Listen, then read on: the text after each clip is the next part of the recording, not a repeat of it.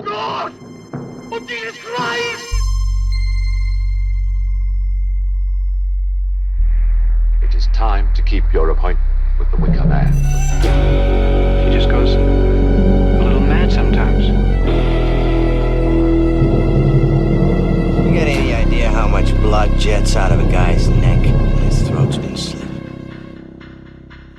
Whatever you do, don't fall asleep.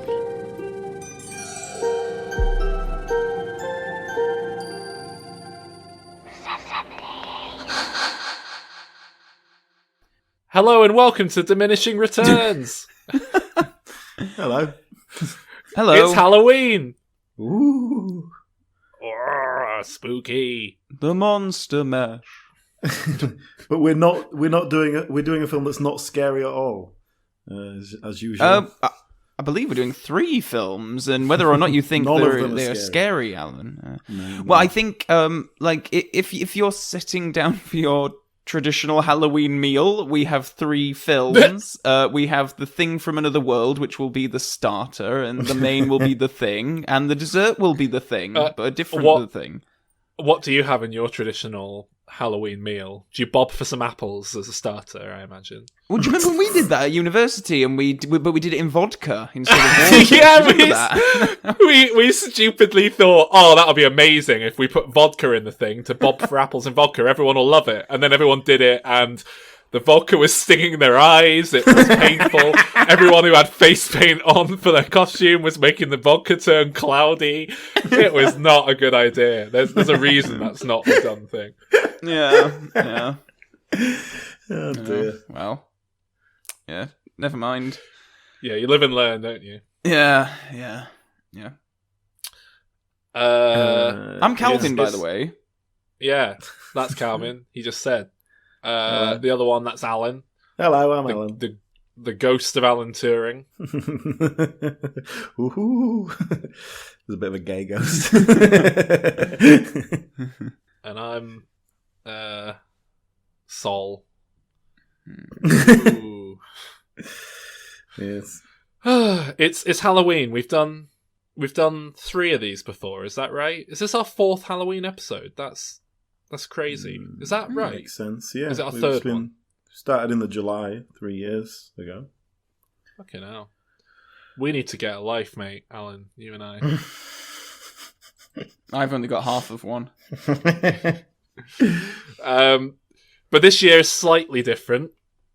In the past, we've just picked a Halloween film that we wanted to do for the hell of it. But this year, we threw it out to our Patreon subscribers to have their say, and they overwhelmingly voted for John Carpenter's The Thing. Yeah. And being the guys that we are, we've taken that to include the original adaptation of the same book that came before it, and the 2011 prequel of the same name. Mm-hmm. Do you want to know what else was in the running?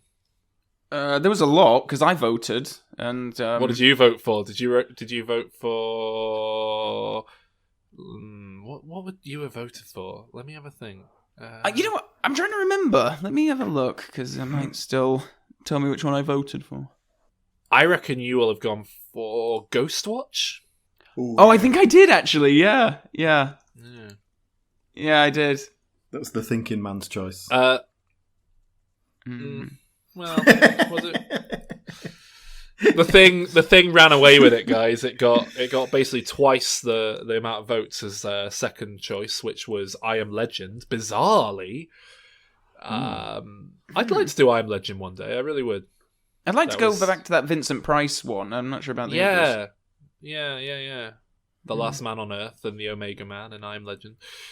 Yeah. Yeah. So much horror to get to. Hey, in the years to come. But this year it's The Thing. The Thing. Yes. What thing is it? Who's on first? Oh, this is going to be like Sol, isn't it? Sol, have you watched The Thing this week? The Thing? What thing? The Thing. Have you watched The Thing? What thing? What do you mean, The Thing? Well, I watched it. Oh, what? I What watched did you it. watch? I watched it. It? Yeah. Well, no, this week we're not going to be doing it this week, Alan. That was a few weeks ago. It's going to be the thing this week. Oh, no.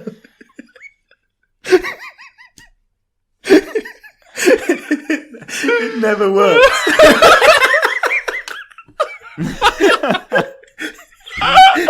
Well, I mean, the thing is, Alan, I don't know if you know this about Abbott and Costello, who's on first routine, but it wasn't actually improvised. They actually very specifically wrote the thing out and figured out. They wrote the thing. Abbott and Costello wrote the wordplay. thing. That's a They did. for her episode. Oh dear. Oh dear, yeah. Okay, so we are doing the thing. So I suppose we should begin with 1951's The Thing from Another World, Yes. the precursor of sorts to John Carpenter's film, the original adaptation of the book.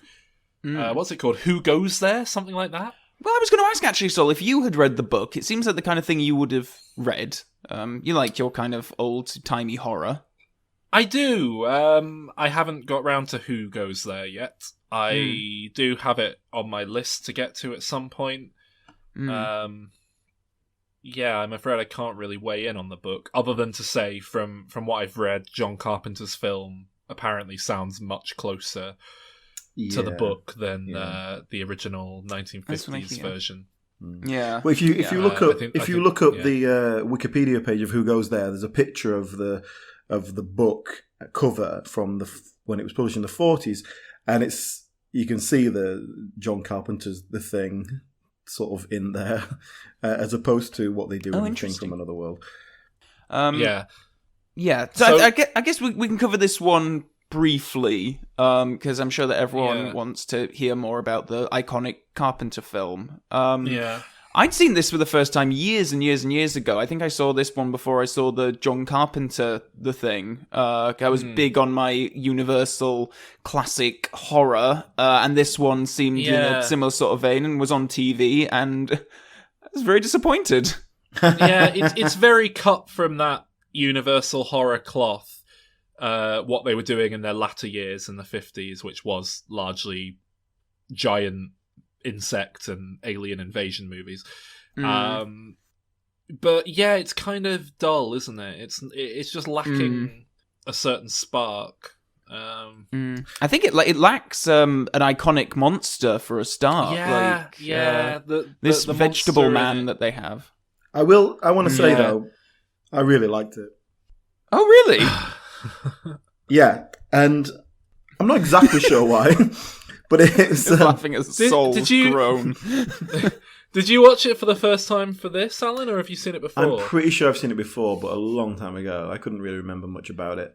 Well, the titular Thing from Another World, he looks kind of like Crichton from Red Dwarf. That's how I describe it to listeners who haven't seen it.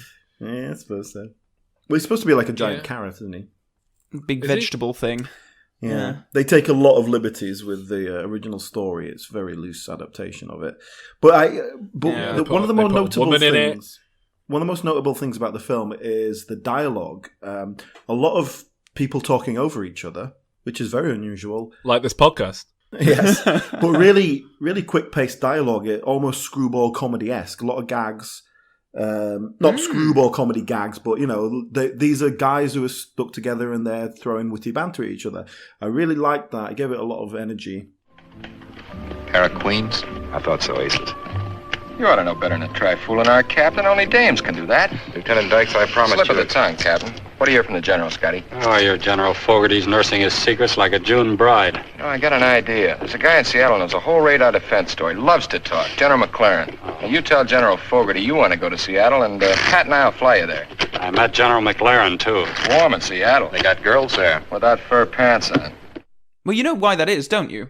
I was about to say, is that my guess would be they filmed it over like 3 days and just had to like rush through it. Is that accurate? Or? No. Howard Hawks produced this film. Yeah. Howard Hawks of His Girl Friday. Yeah, and who wow. potentially even directed it in all but name. Certainly was there all the time with his whispering in the director's ear. So the director was his editor, his protege, and it was the first film he directed. So Howard Hawks was very much on board. But yeah, it was. It has that feel. I really like it. There is definitely a feel of we can't do another take. That'll do in some of the things, definitely. But the editing is quite choppy. There's a definite feel of like thrown togetherness about it. But when it's a film like this, it just adds to the charm somehow, and I really like it. And there's the classic moment when they stand around to the outline of this thing they found, and it's a giant saucer. I really love that. This kind of great. Oh, that's the best bit of the film. Yeah. There's a lot of... It is of its time in the sense of there's very much a kind of like, oh, look, we found this thing, blow it up. Oh, look, there's a creature, kill it. Which, I mean, they do in the later films, but only after they've been threatened. But there's also a real conflict between the scientists there, and one doctor particularly who wants to save this thing and kind of experiment on it, and the Air Force guys who are just like, no, we need to destroy it because it's dangerous. It's an interesting... Especially at the time it was made, 1951, there was a bit of an anti-science thing because of that whole nuclear bomb thing. So I mean, the whole communist witch hunting was going on around this time as well, wasn't it? Which was a lot of intellectual people being put on trial and all that. So I just felt like how rah-rah military men the film was... It didn't feel too bad for me. It felt more like, well, it's like 5 years after the war. This is how it is, really, rather than anything particularly. That's true. Disgraceful. But in terms of the Cold War comparison, that tension, you see much more of that in the later version when there is actually a real paranoia of like, okay, who's been taken over, who's the replacement? Because in this adaptation of it, there is none of that because the creature is just this creature and it doesn't shapeshift or anything like that. Yeah. But yeah, there's some very nice moments to it, and I genuinely really enjoyed it. And I've definitely been generous with my feelings towards it, but that's because it's got that kind of old worldy charm to it, that kind of B-movie charm. Yeah. It's got charm. Like I didn't dislike the experience watching it. When I compare it to similar films of the era, which managed to do all the things that this does, except have genuinely creepy moments as well. Which is, I mean, it is supposed to be a horror film. Yeah, I must admit, I never thought of it as a horror film. It hadn't occurred to me really. No, and the whole monster's just really silly. It looks very bad. And it's just a kind of strong thing. It's not... It's kind of a strong vegetable. It's your classic Scooby-Doo villain. It's just a big guy who goes... Rrr! Yeah. And this is like 20 years after Frankenstein was doing that. So it just feels dated. It feels older than 1951. Yeah. Okay, well, do you want to rate it? We'll move on to our main course. Yeah. I'd give it a 5. I'll give it a very generous 7. Ooh. I think it's easy enough to sit through. It's maybe more of a 6, really, but I'll give it a 7. Yeah, I definitely feel I'm being generous. I gave it an 8. But that really sort of reflects that I just really enjoyed watching it. Yeah. But I do like, and it's worth mentioning this now before we get into this, I do really like films where there's like a small group of people are stuck together. Films like Alien, for example. So it does push a lot of my buttons, this. So, that is part of it. So, The Thing, someone decided it was a good idea to make a remake of it. Can I just, off the back of John Carpenter, how do we feel about him? Because I get the impression, Alan, that both you and I are quite sceptical of John Carpenter in general. I remember watching They Live with You when we lived together in Brixton. And we were just laughing at it, basically, from what I remember. I don't think any of it really worked on the level it was intended. I've seen a lot of his films. I've seen In the Mouth of Madness and Village of the Damned and things like that. And on the whole, I don't tend to come away thinking, wow, what an amazing filmmaker, an excellent filmmaker. Yeah, I agree. I think John Carpenter's one of those filmmakers who has never risen above a kind of low-budget indie filmmaker feel, but then most of his... I don't know, I feel like he's operating at a level above that, and so he needs to be judged more harshly. But that was just down to Halloween, basically. It was such a big success. But no, I've never been convinced. No. And there's, as we're going to deal with here, and in sort of Assault on Precinct 13, there's a lot of things that I should really love about John Carpenter's films, and I don't. And I think that's because of the direction. At one point, I think I would have described myself as a fan. Like, I'm obviously a big Halloween fan, and then because of that, you go on and you see a load of John Carpenter's other films. And I think that when I was doing that, I quickly realised, I don't actually like him all that much. Like, when you look at a list of his filmography, it's like, all right, yeah, I've seen Halloween, that's great. I've seen The Fog, it wasn't so great. Escape from New York, wasn't so great. Big Trouble in Little China, didn't love. Village of the Damned, didn't love. The Ward, I saw, which also didn't love. So there's actually more film. Yeah, there are two films in his own filmography that really stand out for me. One of those is Halloween, and the other one is The Thing. And I guess I'm putting my cards on the table quite abruptly. But yeah, I think these are the two films that he will be most remembered for, and I think that he certainly... Maybe it wasn't completely by accident, but for whatever reason, the planets align in such a way. Maybe he just has the right team around him, he has the right idea, the right script, whatever, but it works for some reason. Yeah. When it comes to The Thing, what is it that people walk away from going, oh, that was amazing? Is it the effects? Is it the creature stuff? Because that is very cool. I mean, that's part of it, definitely. I think that's a superficial reason, but I think there's a lot more going on. I think it's a film that you can actually read a lot into. Oh, okay, then. Well, this will be an interesting discussion. Yeah. The Thing is the exception to the rule for me. That is the film that makes me think, wow, this guy makes good films. This is honestly, I would watch The Thing and think that it was from a masterful filmmaker, and then it is very odd. And I think it is one of those cases, like you say, where the stars just kind of aligned, they caught lightning in a bottle, everything just kind of went right.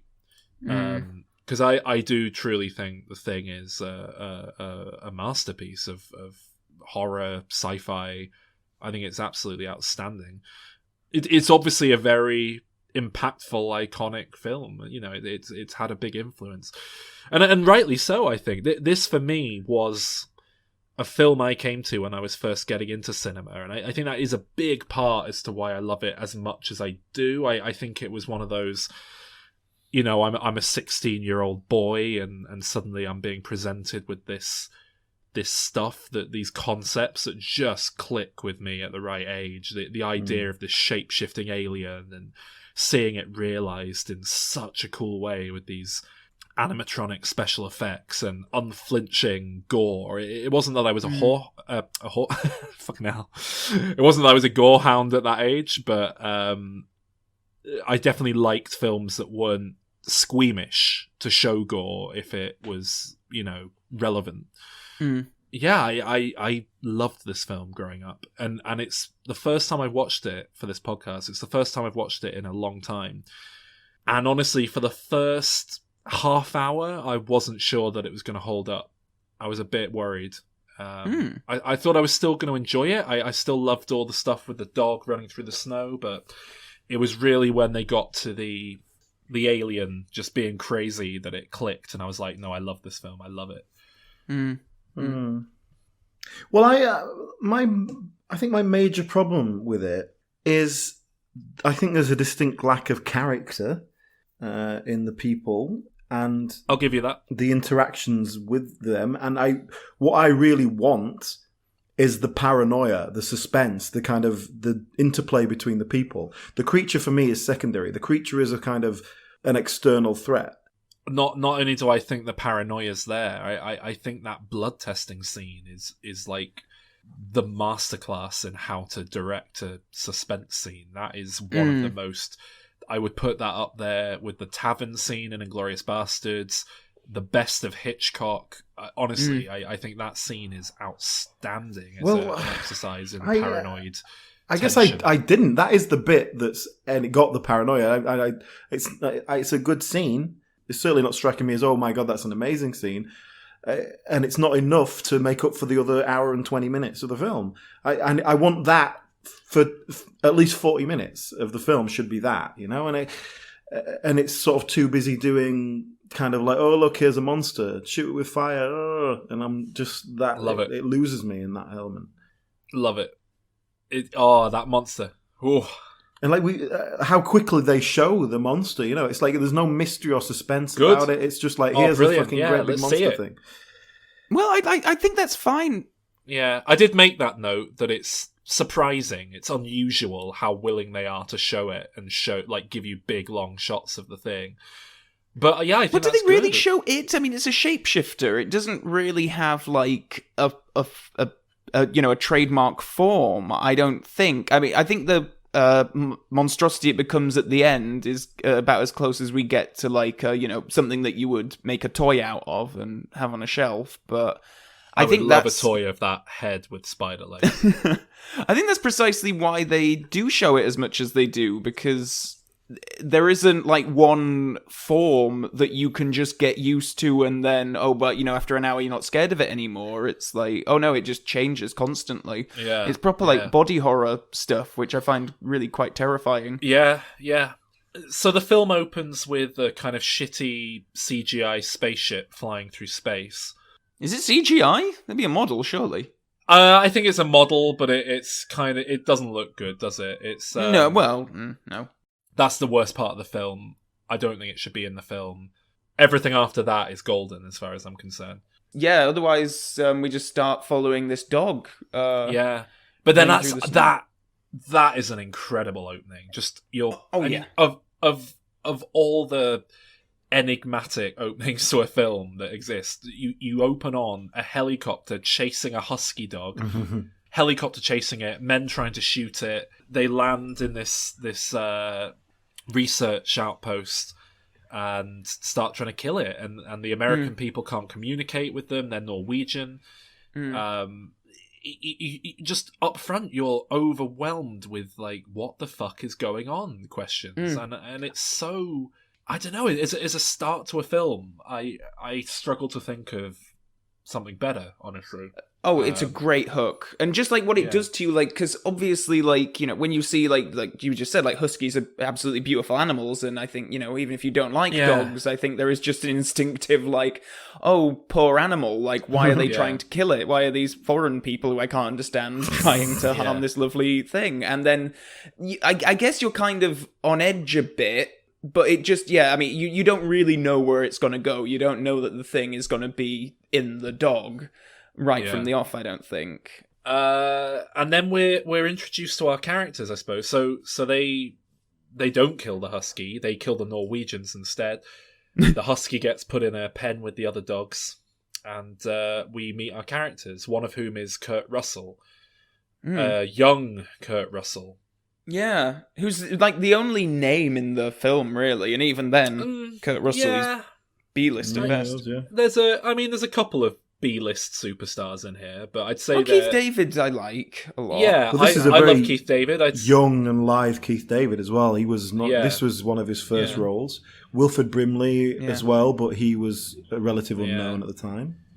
Yeah, but I think that's it. I think this film largely made the career of Kurt Russell and Keith David, I would say. Maybe one or two other films in their filmography as well. But the thing I've realised is, as much as I love this film, I didn't really care about Kurt Russell either way.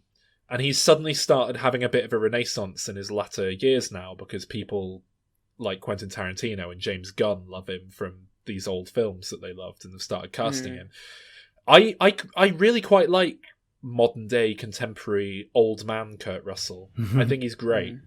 Going back to him here, he's just not as good as a young man. He's just not got the same, I don't know, like charisma to him that he. I have to say, I can't say I particularly care for Kurt Russell either. Not that there's anything wrong with him, just but here I think part of my problem with it is that I don't like the character. And he's a dick, and I don't know how deliberate that is, but it's certainly, as he's painted as the kind of the central hero character, I'm not on board. I mean, they're literally introduced to him of him destroying a computer in a sort of moment of pettiness. Yeah. And then later on... a very expensive bit of machinery that other people would probably like to use. This is an 80s computer. It must have been a fortune. And then later on, he refers to himself as the even-headed one or something like that, which is why he's kind of in charge and they let him have the guns because they trust him because he's the sensible one. It's like, well, obviously he's not. He's completely mental. But this is my problem with in terms of like John Carpenter's direction. I think that scene at the beginning where he destroys a computer, albeit in a non-aggressive way. But I think that's supposed to be like showing him, he's a bit of a reckless, he's a bit tearaway, like you're not sure what he's... I'm not sure what they're trying to do with that character. I think it's meant to endear you to him. Yeah, I think it's like, who do you think you are, Sylvester Stallone, destroying 80s computers? but I think that's supposed to be endearing, and that's just... Yeah, I do.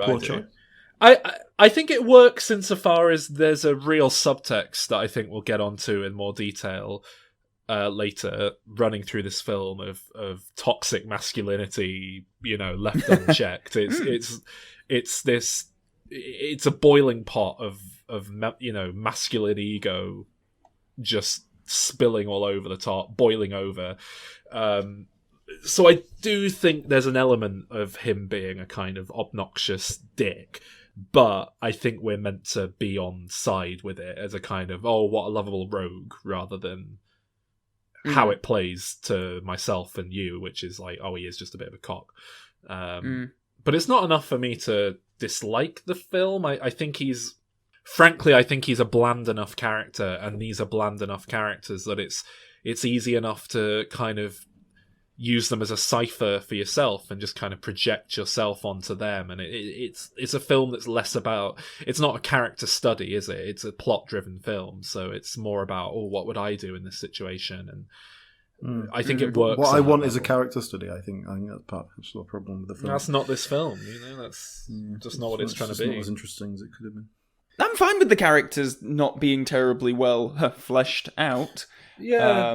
I don't think it matters really. I don't know if this film would be any better. I think the themes are strong enough to sort of carry the characters through, even if they are just archetypes. Well, go on then. Tell me what it is that's getting you in.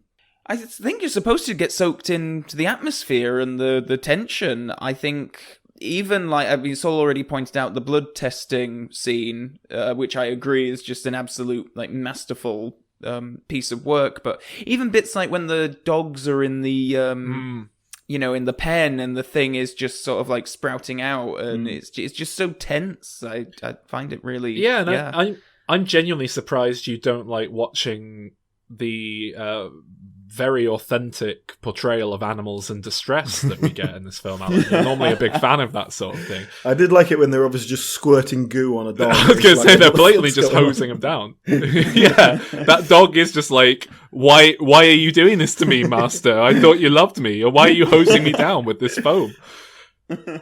And the bit where it's trying to bite its way out of the cage, which, I mean, again, talk about special effects in this film. That's just a mesh that's been made with a kind of tasty dog treats.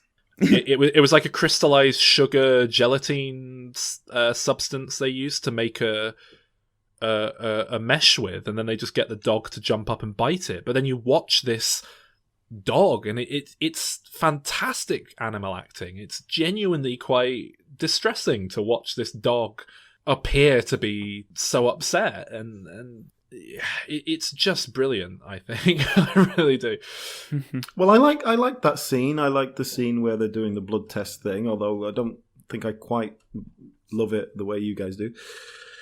I like when they're tied up on the settee and are panicking and all that sort of stuff. What else, though? What else? 2 scenes? Is that what I'm working on here? Well, no. No. I was talking about atmosphere in general. I think it carries through the whole thing. There's just it's a very nihilistic film. It's just the futility of the situation these guys are in. See, this is exactly what I'm talking about. I should love this. I love nihilistic shit. Yeah. I love things where everybody dies at the end. I like Alien 3, for God's sake. Come on. I just don't get on with it. And I think it's because I think what it comes down to is the lack of character, and I don't get on board with the characters, and that's what I need. I need to be involved with the people. The threat itself, I'm not interested in the external threat. I want to know about the internal threat, the paranoia between them, that kind of fear between them. I think the paranoia plays beautifully, though. There's that shot early on where you see the dog, the thing dog, walking down a hallway, and there's just a shadow, and it goes into the room with this person, and you don't know who that is. And John Carpenter made a point of not using any of the actual actors to cast that shadow, so that you had no understanding of who it actually was. Yeah, it's just like a body double, stagehand kind of person. I imagine it was just like a PA or someone they had sit in, and that's not like an incredibly intelligent decision, but it's that sort of decision making throughout the film that I think does lend itself to this real sense of absolute paranoia, and conceptually, you know, that this idea that any one of you could be this thing, and it could corrupt any one of you, it could corrupt you. I think it's a beautifully tense film from start to finish, really. I think it's, honestly, I think this is my favourite straight horror film of all time, by which I mean it's not a horror comedy, it's just straight up a serious horror film. And I think it's genuinely very scary. See, that's interesting. I don't think it's scary at all. I don't think it's scary on a kind of visceral then and there basis. I think this is much more big, sweeping, end of the world kind of horror. It's existential horror that this film's dabbling in, and I find that kind of horror very effective personally. That's the kind of stuff that gets to me far more than I could be talking to Calvin and then his head turns into a big set of teeth and bites me. That scares me. No, he's had Invisalign now. It's not so bad. But it's the idea that this unstoppable thing could infect all of humanity and take it over within a matter of days that gets to me. And but I don't know if you have do you have a sense of that threat because it's so isolated? Do you get a full feeling of what that means? I do. I think it's largely down to a scene that I'm not a huge fan of, which is the magic computer scene where the guy goes and says, like, computer, tell me all this stuff, and it's stuff that, like, Alexa couldn't even begin to figure out now. Like the other day, if you don't enunciate exactly right, Alexa won't even be able to, like, play the right song for you. So the idea that you can just type in, how quickly will it take over the world? And the computer goes, 72 hours. and it'll like animate a little thing for you just to demonstrate how the cells work and stuff like that. It's kind of annoying, but I can go with it. Computers That's such an Alien moment. That's like the bit from Alien where Tom Skerritt goes in to talk to the computer. And I mean, Alien is very much an influence here, I think. Yeah, definitely. All right, well, what about the special effects then? Because when I first came to this film when I was younger, this was a huge part of what drew me in, and there's no significant CGI anywhere. The thing itself is a whole load of animatronics, and when I was younger and I watched this, I was blown away. I thought it was the most outstanding example of effects work in cinema. Watching it again the other night, it didn't quite hold up like I remembered it. There are times when it obviously is like a silly puppet, but it's still very fucking impressive. I don't know, I think it held up pretty well, actually. It's one thing I will praise about the film is that those practical effects are great and the monster effects are really, really visceral and evocative. Yeah. Like like The Fly, like Cronenberg and stuff. The bit where his head comes off and then it sprouts legs. I love some it. Really, like, not just, oh, look, we've got some cool monsters, but actually that is a scary thing. Like a head coming off and then growing legs, and it's like upside down head. And yeah.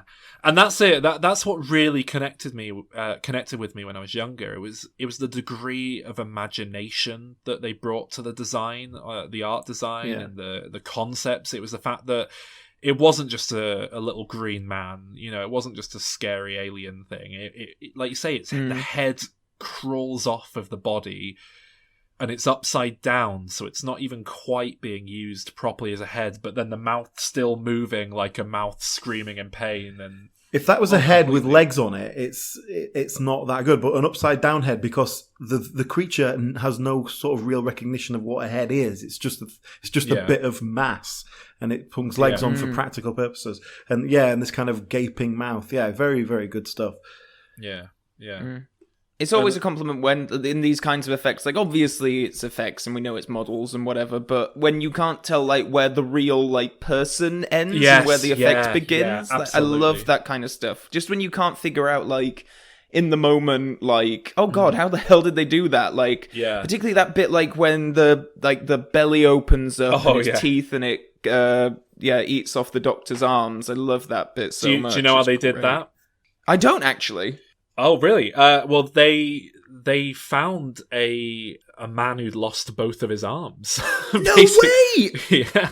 My god! They found a double amputee, and then they put a rubber mask of the actor over his face, basically, to get like one quick shot of him going with no arms on, where he looked like the other actor. And there you go. And I think it's astonishing. It's because you could do that with computers nowadays, but it's just so visceral to see it done for real. It's something about it, and that's the kind of effects work that just permeates every pore of this film. It's just constant, that sort of thing. There's I couldn't even begin to tell you how they, for example, do the blood effects when the blood actually like lands on the floor and then crawls across the floor. And we covered Terminator 2. I keep going back to Terminator. We covered Terminator 2 the other week, and we were praising the astonishing special effects in that film from 1991, so nearly 10 years after this film came out. I think the blood crawling across the floor is 10 times better than the liquid metal effect when the T-1000 pulls itself together again. The liquid Terminator, it looks great, but it ultimately kind of looks like you're pulling metal across the floor with a magnet or something, or like tilting something around. But the way the blood moves in this film is perfect. Like, I cannot fault how they've done it. It's astonishing. Yeah. What about Dr. Blair, played by Wilfred Brimley? And diabetes. Because he destroys everything, he's the one who kind of goes, oh my god, we can't let anyone get past it. He destroys all the radio and stuff like that. I liked that, and then it felt like that never went to anything. Not with him, but with in terms of like, oh, now we're trapped here. The radios don't work.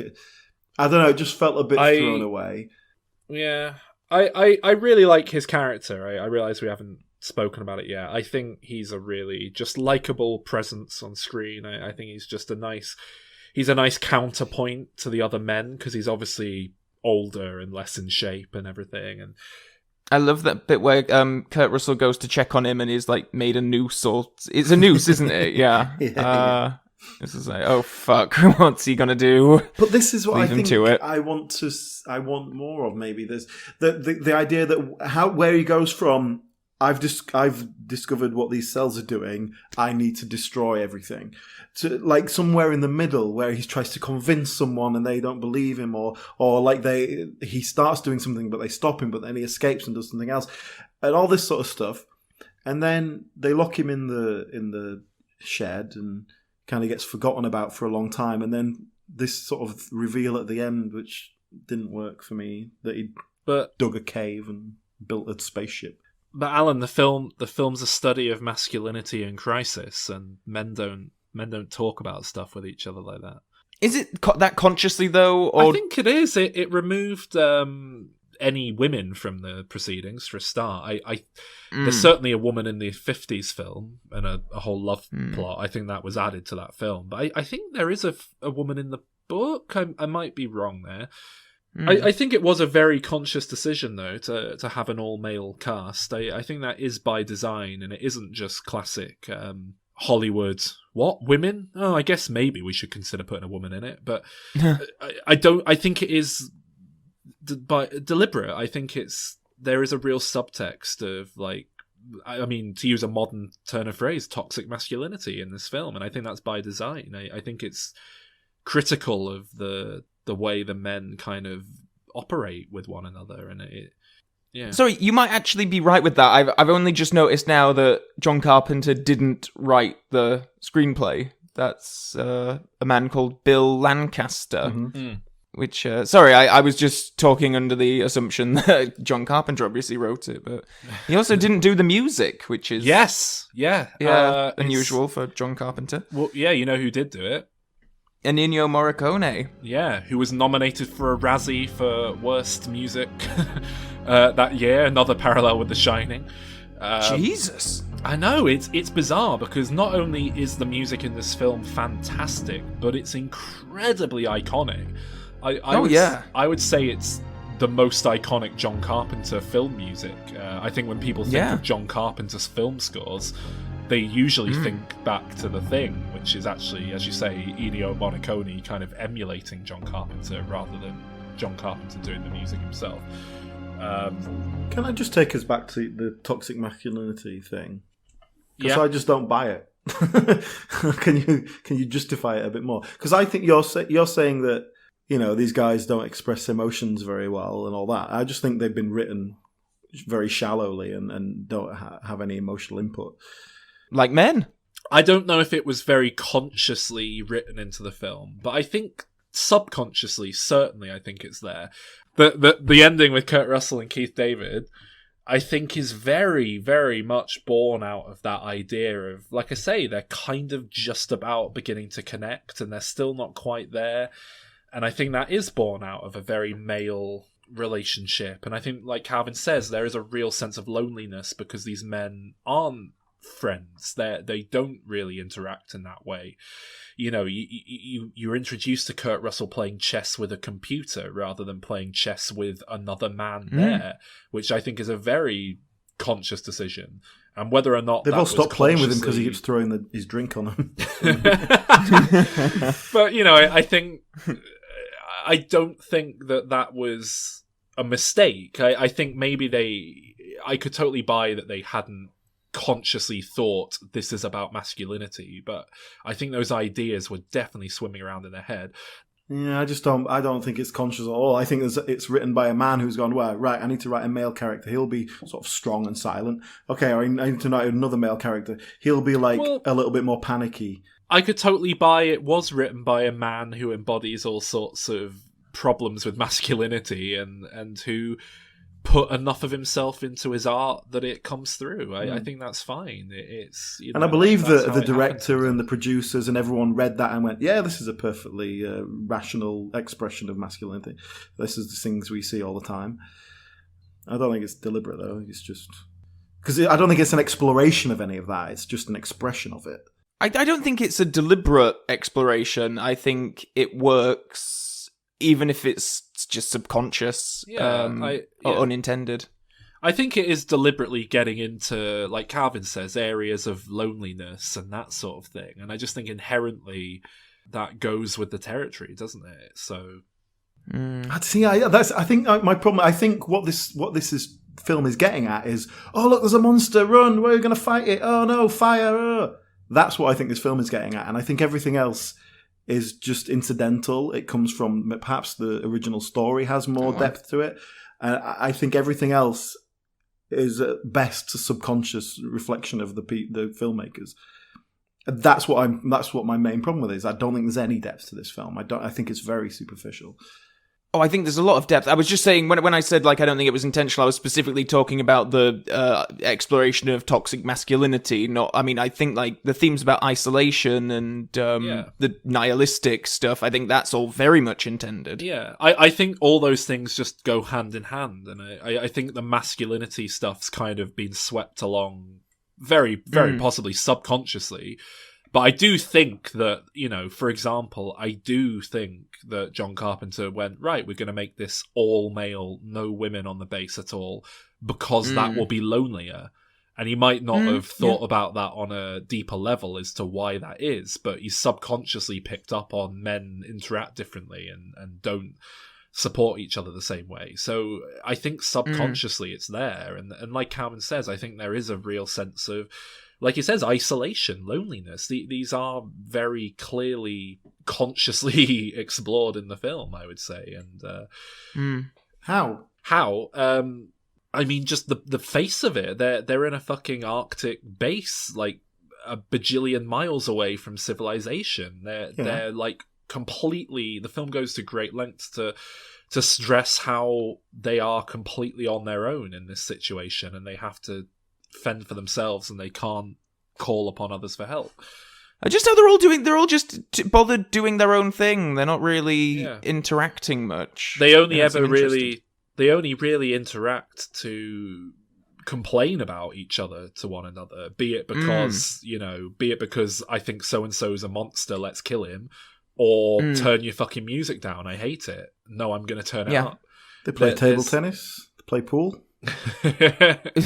The only one that I get any sense of sort of like warmth from is the animal keeper, the one who's keeping the dogs. And even then, I know that he shouldn't be, getting very close to these dogs. So that kind of flips that on its head. Yeah, and think about how they react to this threat. They literally isolate Dr. Blair even further, don't they? Is it Blair? Yeah, they and he says at one point, "I want to come back in. I don't want to be out here on my own." Exactly.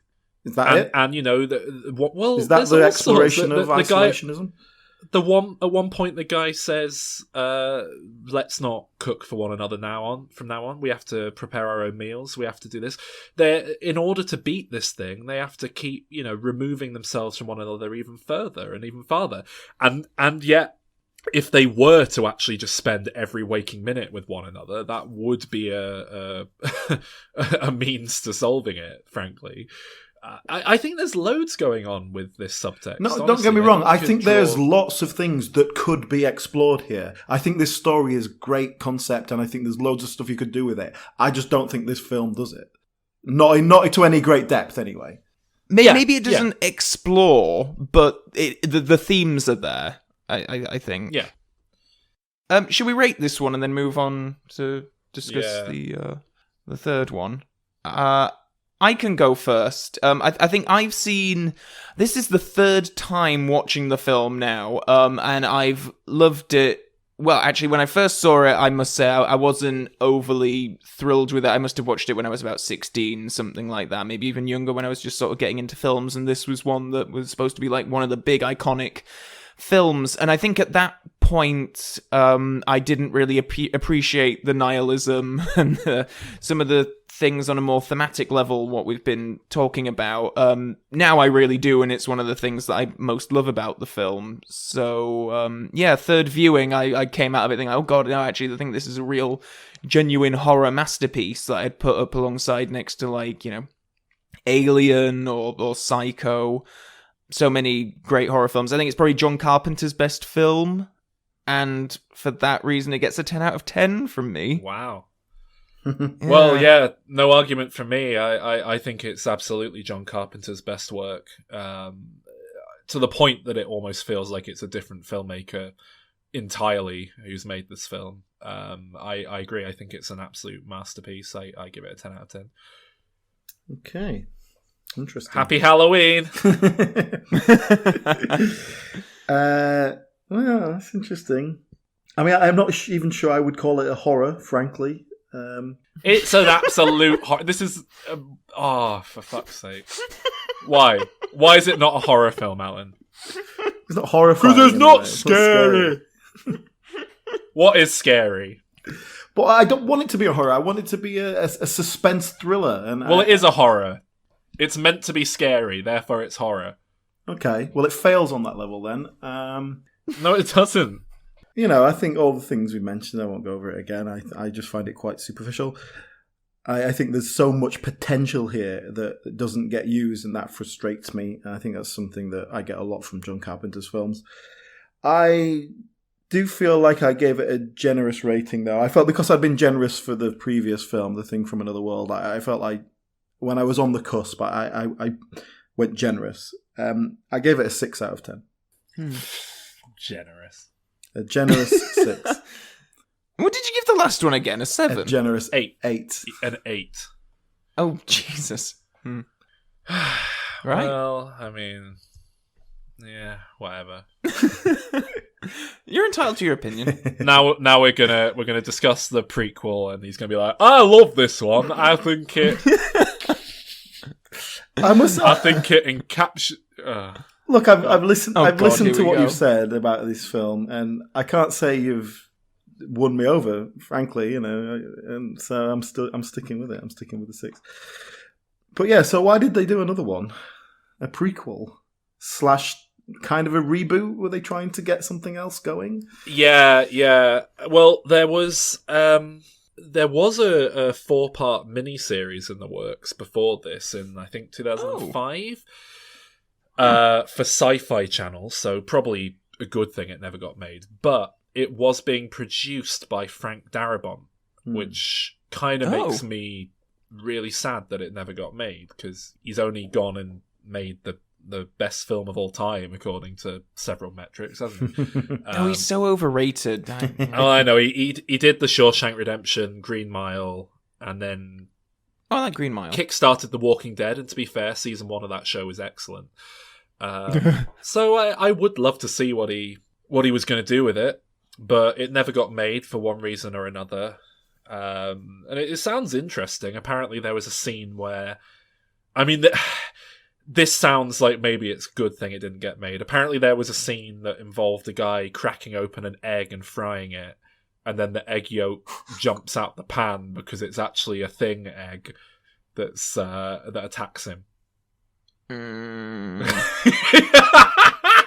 I don't know about that. Yeah, I know. It makes sense in the world, I guess.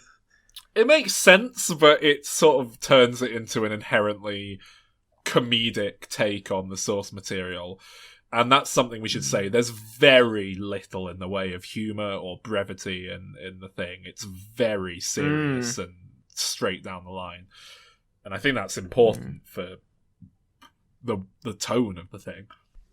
But yeah, my understanding is that basically, and this is a very simplistic take on the events, but I think essentially Universal greenlit a remake of The Thing, and the directors kind of snuck a prequel into production instead, and they were okay with it. I think they basically said, we don't want to do a remake, we're going to kind of do a remake, but it's actually a prequel, because for all intents and purposes, they're the same thing. Because we're just going to do another ice base with a different cast being attacked by this same concept of an alien. Yeah, I think they do quite a good job of tying it in without being beholden to it, because it's prequel. So I think they do quite a good job of that, actually. Yeah, so if you haven't seen this film, listener, it is a prequel set in the Norwegian Arctic research facility that is visited by the characters in the original film, and it explains what happened that led to them chasing a dog in a helicopter and the opening of the previous film. Kind of an unnecessary film to make, but they did it. And I think I'd rather they made this than a remake, personally. Yeah. It adds a little bit more to the lore, at least. And basically, this is a very... I think it got pretty negative reviews. It's regarded as a shitty follow-up. I don't mind it. I'll just come out and say it. I think it's alright. I think it's enjoyable. It rehashes the first film. It doesn't bring much new to the table. It's a lot more conventional Hollywood cookie-cutter filmmaking. But it's still, like, a fun horror movie with a cool alien and a lot of cool special effects, and I'm alright with it. Yeah, it was much better than I thought it had any right to be. Yeah, I watched it in the cinema when it came out, expecting the worst, and was pleasantly surprised then. I went back to revisit it the other night, thinking, well, it's not going to hold up, I'm going to hate it. No, it held up. I enjoyed it. Well, I loved it. No, I'm only kidding. I kind of agree. Did you especially love the? Did you love the way they got a load of English-speaking characters into the Norwegian base, so that we didn't have to put up with them speaking foreign? I was surprised just how much foreign there was in it, actually, for a non-foreign film. But yeah, I agree with you. Basically, I think it's a perfectly fine, functional little film, and it's a perfectly fine addition to the original. It was perfectly watchable. It lost me towards the end when it was just sort of a bit running around and stuff. But I liked the all the stuff with them, paranoia and stuff. I liked the fillings thing.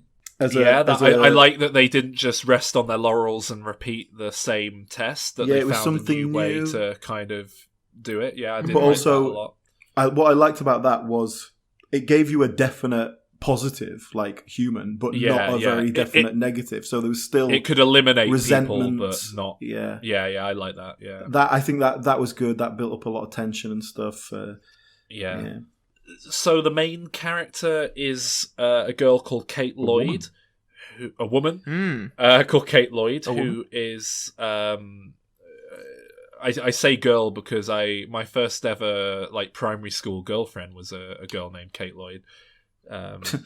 Did she look like Mary Elizabeth Winstead? No, not at all.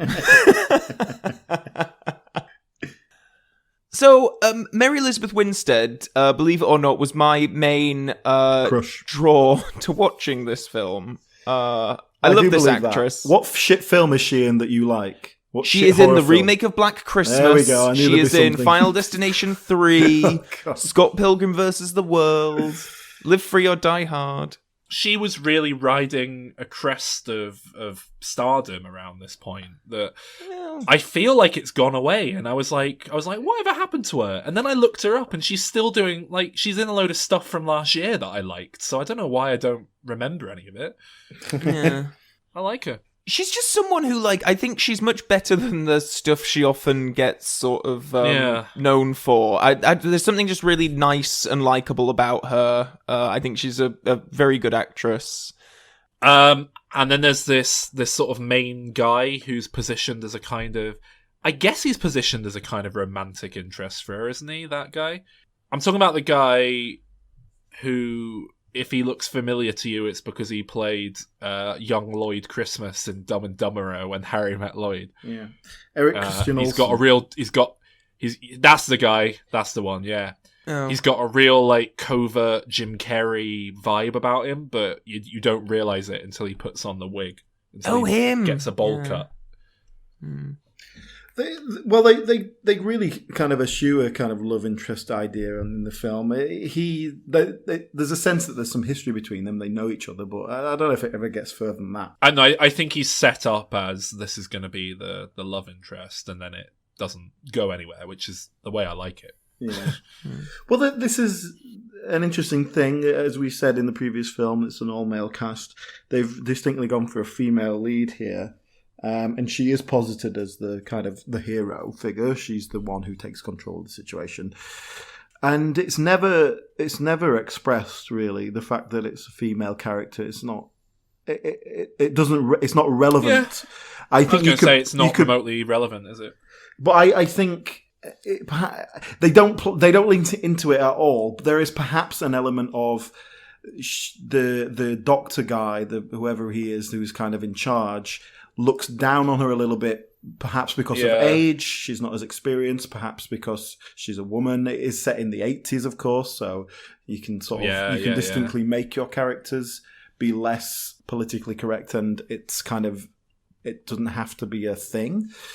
But they never lead into it. They just kind of let it go, and it's not something they play with. Yeah. Which is a bit of a miss a trick, really, but perhaps better to just let it go, let it pass. How do you feel about the rest of the cast? There's a lot of Scandinavian actors in the mix, Trons and Heinrichs and things knocking around the cast list.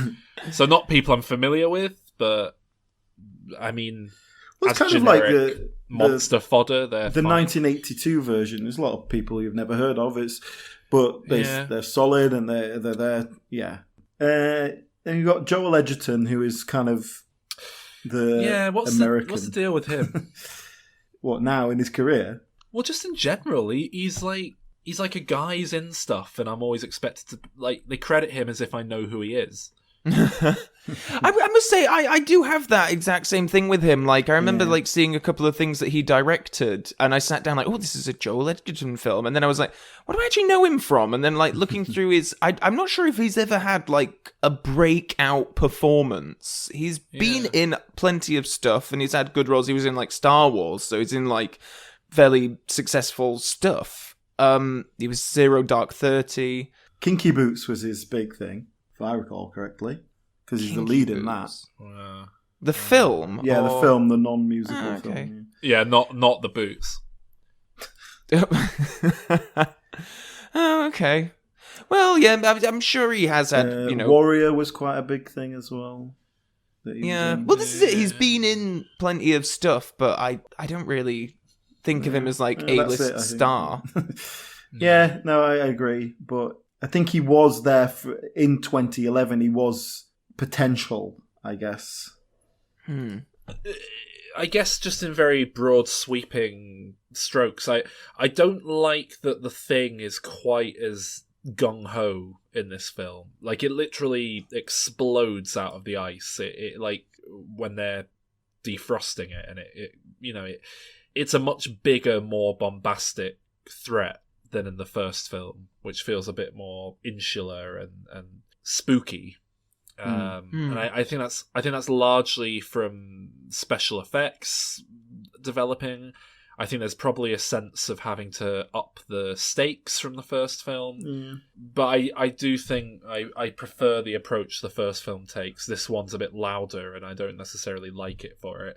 That said, I do like the Thing as it's realised here. I think it's still got loads of really cool, imaginative, monster design, and particularly when it takes over the other woman character, and it's running around with, coming out of her chest and her face with all these tendrils, and it's still quite fucking unnerving. I think the effects work in this film is a damn shame, actually, because I remember when they were producing it, they made a big song and dance about how the entire film was basically going to be done practically with animatronics and maybe a bit of CGI to touch up the effects. But then somewhere along the line, a studio exec came and said, no, cover it up with CGI.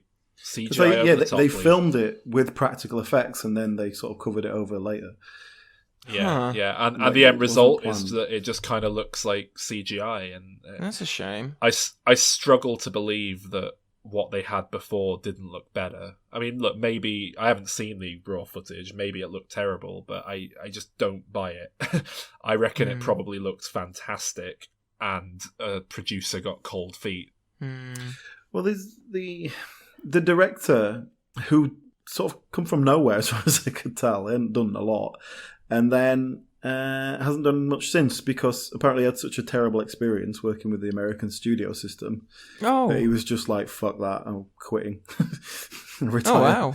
So he's sort of getting back into more TV stuff. But I heard, you might know more about this, Saul, that he was going to direct a sequel to Zack Snyder's, is it Day of the Dead, the one he remade?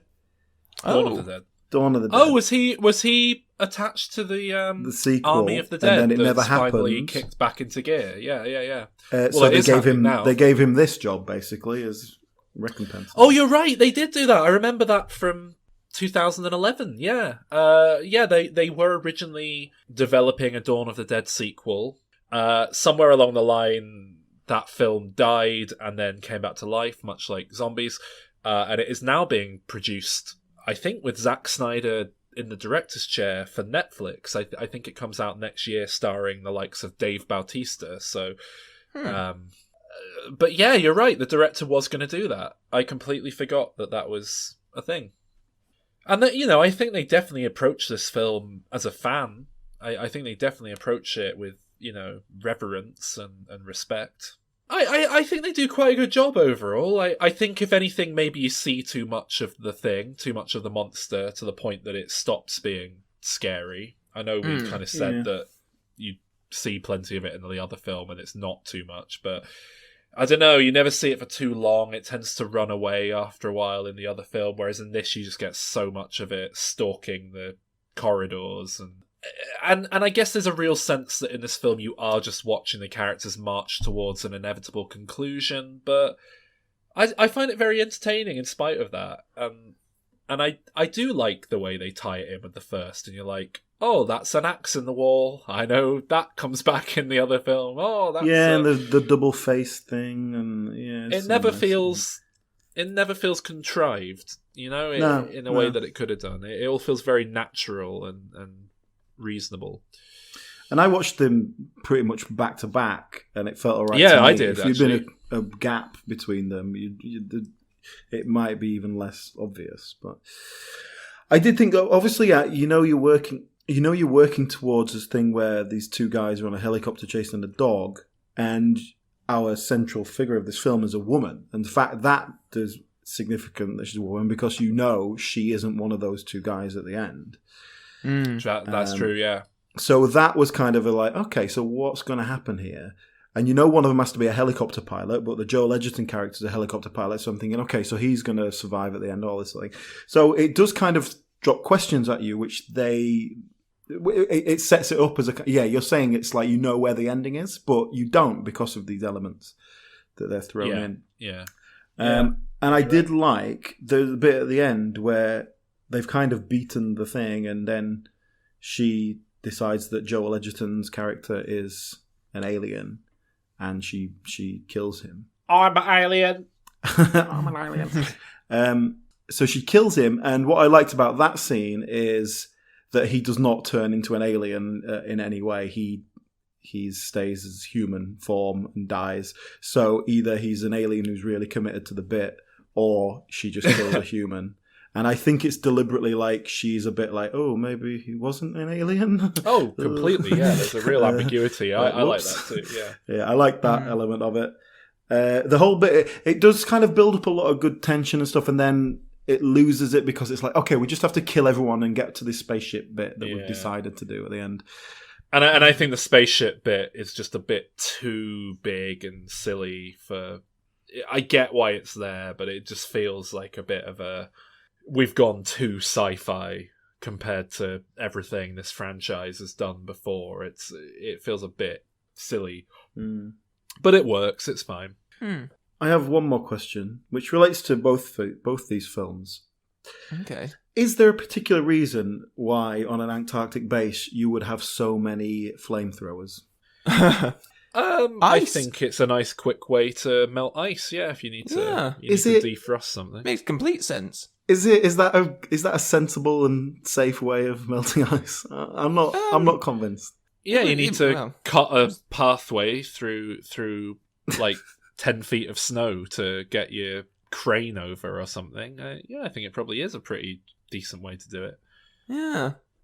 Do you remember that time, Saul, where we had slippery steps at our house in university, and you thought a solution would be to pour boiling water on the steps? Which, fair enough, it did melt water, which is known for freezing into ice. Yeah, it did create other problems. Did I put boiling water on it? I thought I tried by getting the salt shaker. I was like, salt melts ice. And then I sprinkled a bit of salt on it, and I was like, oh yeah, you need more salt.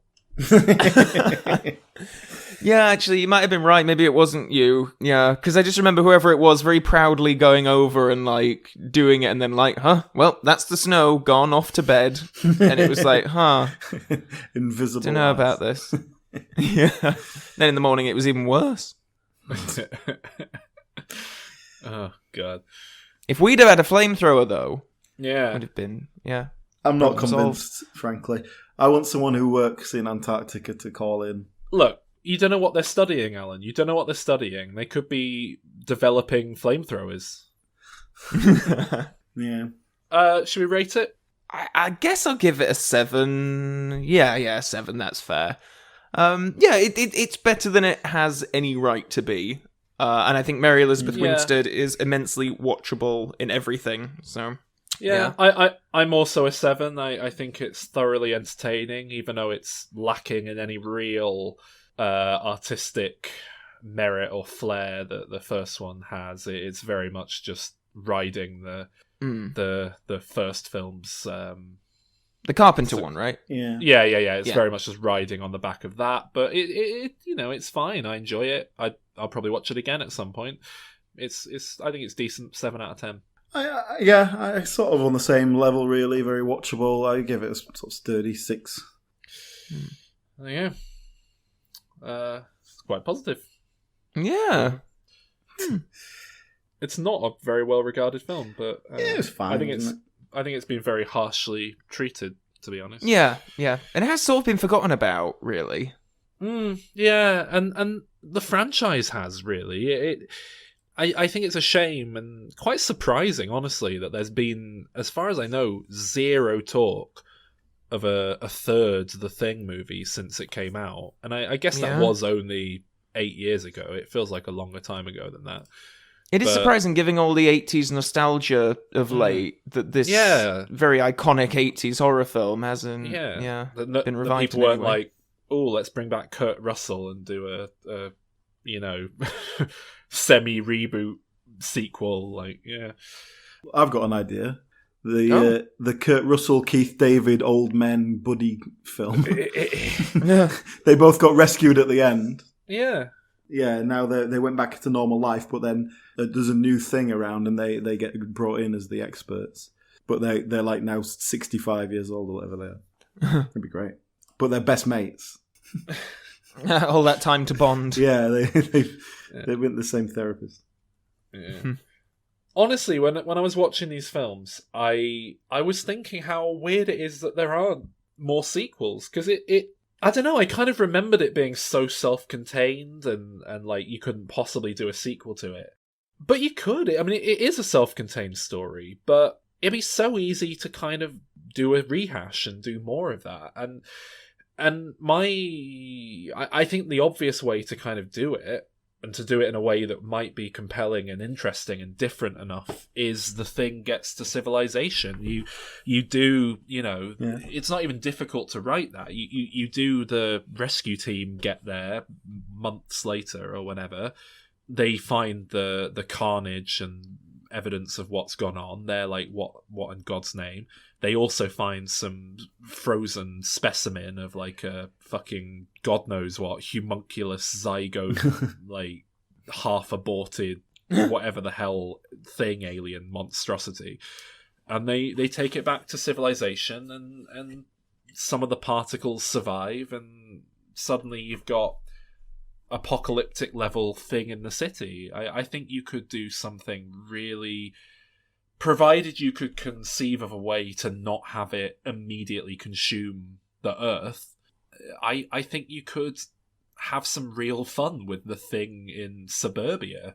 You couldn't just do an AVP and have it take over a town and then nuke it at the end, and there you go. That's it. Well, that's it. Yeah, even if you don't want to go as big and playing with fire, you just have it, taken to an army base or something where it's, a new set of characters, a new environment, but still largely isolated.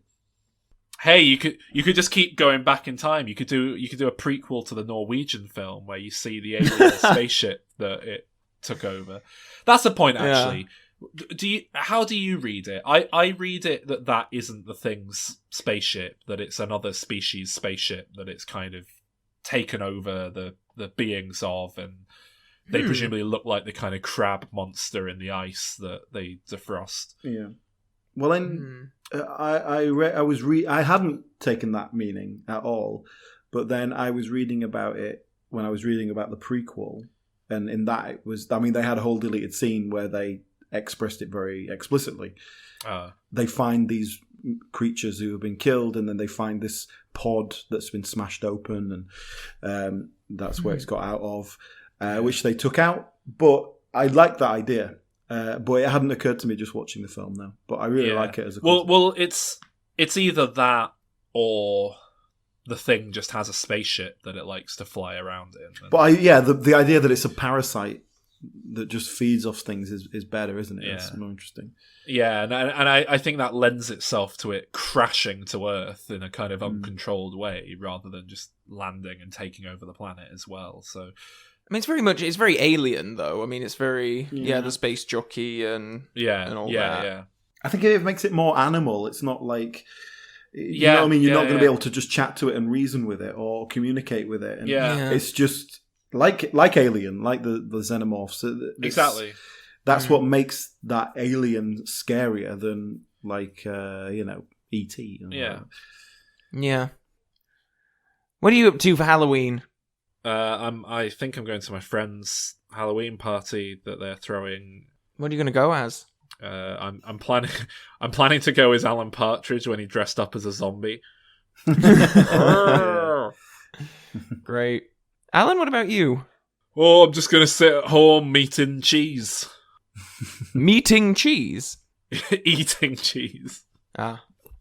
Do you know what? Actually, I've recently moved house to a place where there are a lot of families and kids and stuff. So you might get I might have to just trick-or-treated. be avoiding the door, making sure I don't go in the kitchen where they'll see the lights on. It's all right. Just open the door once, and I'm sure word will spread. Ding dong. Hello, kids. Ah! Yeah, very good. That's where old man Alan lives. Thank you, Patreon, for choosing the thing. Yeah, thank you, everyone. You're responsible for this. Yeah, good on you. What if you wanted to become a patron? You could just go to patreon.com/dimreturns and pay $1 a month. $1 a month? Is that all it is? Yeah, just $1 a month. I already am a Patreon. Yeah, well, I'm talking to everyone else, Callum. Oh, right. Oh.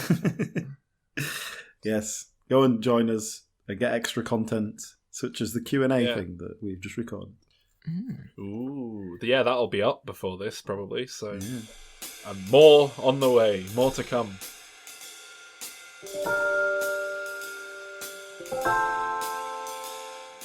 Thank you for listening, and just to let you Patreons know, there is still an active poll at patreon.com/dimreturns where you can vote on what we'll cover in our Christmas episode. And thank you to everyone who voted in this poll, which gave us The Thing. We also just want to say a big thank you to Tom O'Fallows, who made the horror film theme music to this week's episode. And while we're thanking people, let's just mention Tom Patton, who helps us every week with the YouTube channel. YouTube channel is now up to date. If that's an easier way for you to listen, just search for Diminishing Returns Podcast. If you enjoy the show, then please go and rate us on iTunes. Now, this is a really big deal. It's something that people really take notice of. So please do go and rate us there if you haven't already. Thank you. See you next week.